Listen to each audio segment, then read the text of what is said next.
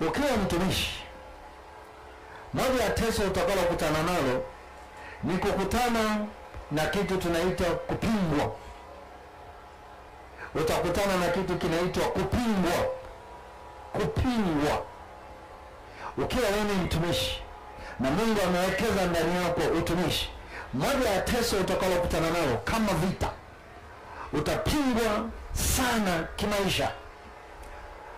Utapingwa kwenye maeneo mbalimbali. Cha kwanza, unaweza ukajikuta unapingwa na ndugu zako. Andika.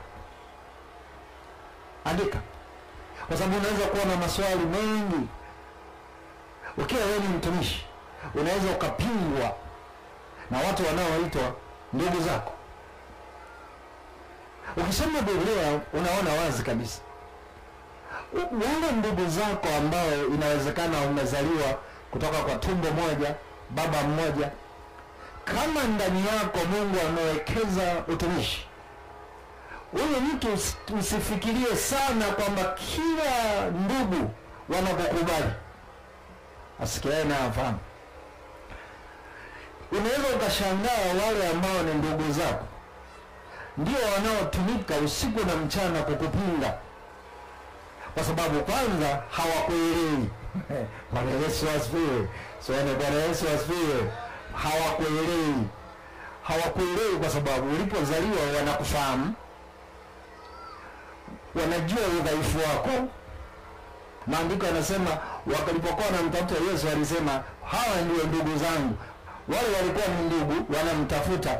Walipokuwa wanamtafuta, maandiko wakamwambia wewe Yesu, ndugu zako na wazazi wako wanakutafuta.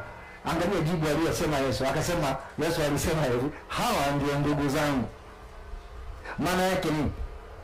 Maana yake iko hivi: unapokuwa leo hii umelipa Yesu maisha, alafu ukawa umewekezewa ndani yako utumishi, sikiliza nikwambie, kibiblia utashangaa ndugu zako wanakutafuta, wanakuhitaji, wanataka wakutume, wanataka ufanye mambo fulani, alafu wakati huo Mungu naye anakutuma, lazima kutatokea cheche.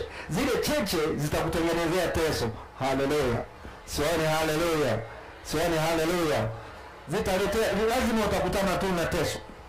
Utakutana na teso kwa sababu ndugu zako hawakuelewi.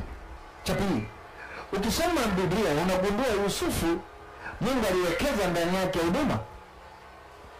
Alipokuwa amewekeza huduma ndani yake, maandiko yanadhihirisha, yanasema ghafla kulitokea kutokuwa